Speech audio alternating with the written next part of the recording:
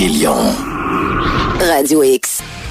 Joe Hamel est avec nous, J. Hamel sur Twitter. Joe, je sais que dans tes sujets, on va parler d'affaires le fun, entre autres Doug Ford qui s'est excusé. On va parler du point de presse de Legault ce matin. Il y en a un en ce moment live du ministre de la Santé publique, pas de la Santé publique, mais le ministre de la Santé et le gars de la Santé publique. C'est marqué en lettres rouges sur l'écran, alerte maximale. Ça va pas bien. On va parler d'Éric Duhem, mais ton troisième point, c'est la vaccination. Et je veux te donner quelque chose... Joe, concernant le programme dans lequel le Canada est, c'est vraiment gênant. Les pays, c'est JC qui nous a trouvé ça, c'est les pays qui sont les pays pauvres à qui les pays riches donnent des vaccins parce qu'ils ont pitié puis il faut que ça se règle. L'Afghanistan, l'Albanie, l'Algérie, l'Andorra, l'Argentine, la Bosnie, Cabo Verde. Il y en a une centaine. Il y en a une centaine. T'as le Costa Rica. T'as la République dominicaine, t'as l'Égypte, t'as l'Éthiopie, la Géorgie, pas l'État, mais le pays. T'as la Grenade, t'as le Guatemala, t'as le Honduras, t'as la République démocratique du Laos, t'as le Liban. Tous des pays où ça va pas trop bien. Et dans la liste, il y a un pays qu'on connaît qui commence par C. Canada! Entre le Cambodge et la Colombie. On reçoit les vaccins non désirés de nos amis américains. Justement, l'AstraZeneca, je pense qu'ils nous shippent par la porte arrière.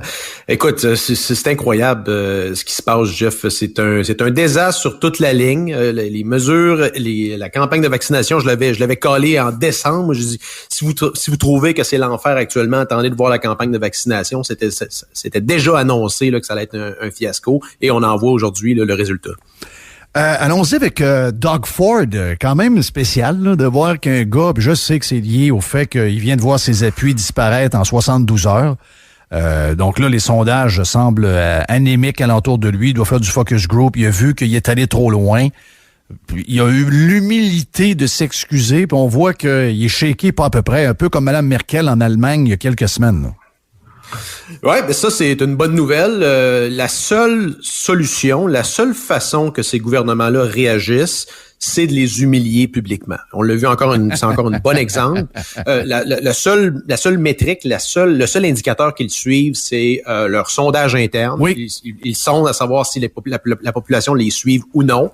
Et Doug Ford, il y a eu non seulement la population, il y a eu beaucoup de bavures à la frontière, mais Jerry parlait aussi du jeune homme de 12 ans, je pense, qui s'est fait attaquer dans un parc par des policiers. Tu sais, c'est des images qui sont odieuses, qui vont rester. D'ailleurs, on fait rire de nous autres partout dans le monde. Là. Les Américains se demandent ce qui se passe au nord de la frontière et avec raison. On se fait humilier dans à peu près toutes les émissions d'affaires publiques. Doug Ford a déployé ces mesures-là. Il paraît, là, ça a sorti aujourd'hui, en toute connaissance de cause qu'elles étaient inconstitutionnelles et qu'elles pourraient être contestées devant la Cour. Malgré ça, ils ont décidé de déployer ces mesures-là. C'est une honte. On a affaire à un État qui est voyou. Même chose au Québec. On considère aucunement les libertés individuelles telles les droits qui sont tels qu'exprimés dans la Charte des droits et libertés. C'est une honte, honnêtement. Là, on est rendu à un point où je pensais jamais qu'on allait atteindre. Très bien de voir M. Ford pleurer à la télé puis de reculer, mais c'est la même chose pour qu'il arrive au Québec. C'est pas compliqué. On doit avoir plus de... Ça commence tranquillement. Je te dirais qu'on sent la grogne populaire monter. Les gens se mobilisent, mais il semble pas avoir la même... je te dirais que les gens anglo-saxons sont plus connectés sur leur communauté que les gens, disons, plus latins comme nous, là. C'est des gens qui ont plus à cœur leur communauté, c'est des gens qui donnent plus dans leur communauté. Regardez juste les universités. Ici, il n'y a pas vraiment de donateurs dans le Québécois. C'est des gens qui sont plus conscients de leur collectivité. Donc, nous, on est un peu déconnectés. Là. On regarde le gouvernement central, puis on attend qu'il nous serve un peu comme le bon Dieu à l'époque là, du clergé. Il y a un gros disconnect là, entre les deux solitudes. Là, on le voit vraiment là aujourd'hui avec le Québec et l'Ontario. Mais bon, c'est ce qu'il faut au Québec actuellement. Là. Je te dirais qu'à l'heure actuelle, là, chaque jour avec les restrictions actuelles est un jour de trop. Tu disais, là, avec raison, je t'écoutais plus tôt ce matin dire que le COVID, c'est une thèse de QI. De comprendre actuellement, là, non seulement si vous croyez que les mesures actuelles ont un impact, vous échouez le test de quotient intellectuel. Là. C'est démontré à travers l'Amérique que les mesures ont à peu près aucun impact sur la baisse ou la hausse des cas. Là. Ça, c'est à l'heure actuelle. Ouais, mais eux autres, ils utilisent ça. Ils savent qu'ils peuvent manipuler une gang des guenilles là, qui représentent les gens dans le domaine des médias. Ils savent qu'ils peuvent s'amuser avec. Finalement, ils achètent du temps. C'est juste pour essayer de protéger le système de santé. Tout le reste, c'est de l'artifice. Il n'y a rien de vrai là-dedans. Les journalistes tombent dans le panneau à chaque jour. C'est plus ça, l'histoire. C'est pour nous protéger de notre système soviétique qui finalement est testé pour de bon. Et là, on vient de se rendre compte qu'on nous avait dit depuis toujours qu'on avait une Ferrari. Puis finalement, c'est une Lada 89 complètement finie. Mais plus que ça, Jeff, ils veulent rester dans le contexte actuel des mesures. Parlant de manipulation, le comptable qui ne sait pas compter, Christian Dubé, nous ment en pleine face sur Twitter à peu près à tous les jours avec ses points de presse là, relayés par la santé publique. Avec justement les nombres de cas, il faut rappeler, Yann le mentionnait précédemment, on fait 10 fois plus de tests qu'il y a un an.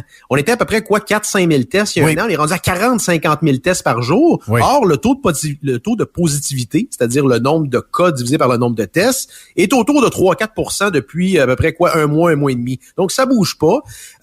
Legault nous a menti aussi avec justement les indicateurs des hospitalisations des plus jeunes. Là, il a changé, c'est rendu les cas des plus jeunes. Donc, on bouge constamment l'aiguille, on nous met en pleine face. Moi, j'ai tweeté à l'ordre des CPA. Je dis, rappelez à l'ordre vos deux membres, François Legault et Christian Dubé, manipulent les chiffres devant le public. Oui, j'ai vu ton tweet, tu capotais. Non, mais un CFO d'une compagnie publique se ferait rappeler à l'ordre, perdrait sa job, le titre serait probablement suspendu en bourse là, devant pareille manipulation. C'est incroyable. Oh, t'as peu, j'ai un breaking news. J'avais-tu prévu la patente, moi, qu'une fois que le Johnson & Johnson allait être largué par les Américains qui allaient nous envoyer le stock. On va les recevoir. On va les recevoir. Ah ben, c'est bol, j'avais encore raison. Incroyable. Bref, pour revenir, comme je te dis, chaque jour avec les restrictions actuelles est un jour de trop. On prend les fonds de caisse des autres. Christy. Ouais. Mais là, parlant de vaccins, les 60 ans et plus sont vaccinés. Là, c'est ouvert au reste de la population. Si tu t'ajoutes à ça les gens qui ont déjà eu une infection, qui ont une certaine immunité là, dans la communauté, il n'y a plus aucune raison là, qu'on ait les restrictions actuelles. Foutez-nous la paix. Le contexte actuel est 100% politique. Ils veulent maintenir les mesures pour passer à travers l'été, tomber dans le contexte de la remontée des virus respiratoires à l'automne. Et après ça, c'est la dernière ligne droite jusqu'à l'élection. Il faut pas tomber dans ce piège-là. L'échéancier arbitraire du 24 juin, là, il faut pas tomber là-dedans. Là, ça n'a aucun rapport. On est déjà en position de on va avoir un couvre-feu tout l'été. C'est Noël 2. Ben oui. Ce qu'ils veulent, c'est arriver au 24 juin et montrer qu'ils ont atteint un certain objectif de vaccination pour obfusquer le scandale de leur gestion des CHSLD. Elle est là, la crise, là. 6 000 décès qui auraient pu être invités. Tout ce qu'ils peuvent faire pour mettre ça en dessous du tapis, là, ils vont le faire. Quitte à se donner une petite victoire avec un seuil qu'ils ont eux-mêmes établi pour la vaccination. Il faut pas accepter ça. Je vous dis pas de briser les règles puis de pas écouter. Je vous dis de moralement ne pas accepter ce seuil de vaccination-là et tout devrait rouvrir demain matin. Les mesures devraient être volontaires. Il y a zéro compromis là-dessus, là. J'ai le bilan, je viens de le recevoir, le bilan pour la région de Québec, les hospitalisations, je viens de recevoir ça par texto. C'est 49 personnes aux soins intensifs pour Rive-Nord, Rive-Sud, population de 840 000 personnes. Comment tu veux? C'est incroyable. Je veux dire, on est complètement, il n'y a rien d'ouvert. Tu peux même pas t'acheter une paire de bottes pour les enfants. Les enfants sont à la maison. Écoutez, là, c'est triste. Puis là-dedans, c'est beaucoup des gens de 60-69 ans. La beauté, c'est qu'ils vont en rentrer de moins en moins parce que maintenant, l'armée, avec les vaccins, ont probablement fait la job. Donc, s'ils ont à avoir la maladie, ils finiront pas à l'hôpital. Donc, déjà, cette classe-là, on est en train de la régler tranquillement. C'est sûr que c'est long. Ils sont longtemps aux soins intensifs, ils sont 2 semaines. Mais c'est 49 personnes. Et ça, là, ça gèle une région majeure au Québec. C'est catastrophique. Les politiques actuelles, quand tu regardes d'un point de vue coût-bénéfice, le ratio il est négatif. Là. Ça, c'est évident. C'est de loin la pire politique publique de l'histoire moderne. Le confinement, la distanciation, c'est de la pseudoscience. C'est inacceptable au point où on est rendu. Comme tu disais ce matin plus tôt, on nous parle encore comme si on était en avril 2020. C'est comme s'il n'y avait pas un an qui s'était passé puis qu'on avait vu tout le reste de la planète évoluer. On est pogné encore dans ce contexte-là. Et je sens que les gens cherchent une alternative. On fait une transition sur mon autre sujet, Éric Duhem. Je l'écoutais un peu avant de venir. C'est drôle de voir l'article. Écoute, il y a eu une bonne couverture de presse par rapport à son élection. Oui. Et c'est drôle de voir les journalistes tenter de le planter puis qu'au final, ça lui donne l'opportunité de présenter les meilleurs points de sa candidature. Donc, l'histoire, justement, de la parité. Et là-dessus, Jeff, là, il y a beaucoup de monde, on parle beaucoup du politique, par exemple, les quotas de candidature, mais dans le monde corporatif, c'est rendu fou raide, cette histoire-là. Il y a beaucoup de monde qui peuvent pas parler. Et qui sont beaucoup de femmes leaders. Moi, j'ai beaucoup la plupart de mes mentors sont des femmes d'affaires. Puis ces femmes-là sont tannées de voir justement cette espèce de narratif-là qu'il faut placer une femme sur un stage. Par défaut. Elles ont gagné leur place parce qu'elles sont compétentes, parce qu'elles sont bonnes, parce que ce sont des leaders. Et là, justement, tout ce narratif-là diminue leurs efforts et diminue leur leadership. Et ça, c'est une opinion, je pense, qui est assez majoritaire. Donc, regarde dans les commentaires là, de cet article-là, souvent les gens disent, bon, enfin quelqu'un qui se tient debout. Il n'y a pas de compromis à faire là-dessus. On veut la compétence. Puis s'il y a 70% de femmes, ben, so be it, that's it. Puis c'est déjà le cas. Regarde dans les écoles de les universités, c'est de comptabilité, c'est majorité des femmes. Médecine, toutes ces affaires-là, c'est des femmes qui sont en train de prendre le contrôle de la place. Mais c'est une patente à gosse de journalistes, ça.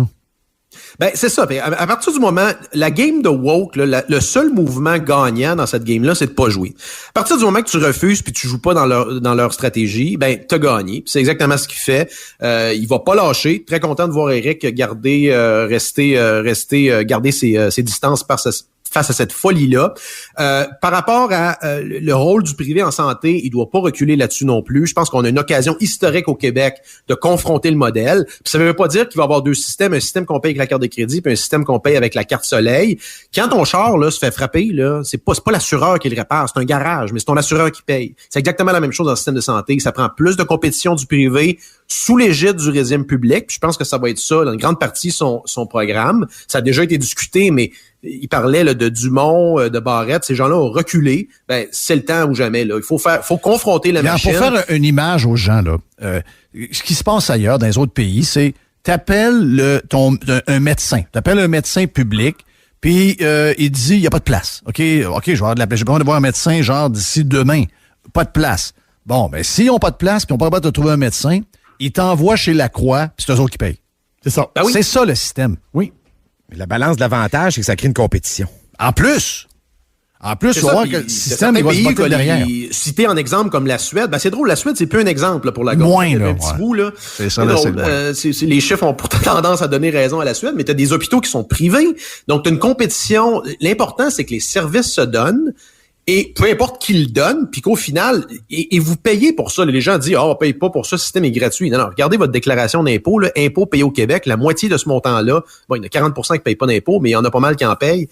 La moitié de ce montant-là, c'est les soins de santé. Là. Fait que si vous contracteriez une assurance privée, ça serait votre prime, ça serait votre police, ça serait votre police d'assurance. C'est quand même assez cher, là, ce système de santé-là. Joe, thank you ben gros pour cette belle intervention. Le vélo, tu vas pouvoir le sortir en fin de semaine. La température va être pas pire. Ouais, donc... là, ça va refondre. Là. Hey, écoute, il annonce quoi? 15, 16, 17 là, demain. Oui, c'est ça. Quand je vois tes photos puis que vous allez rouler sur le circuit Gilles Villeneuve, calif. Ça, c'est le fun.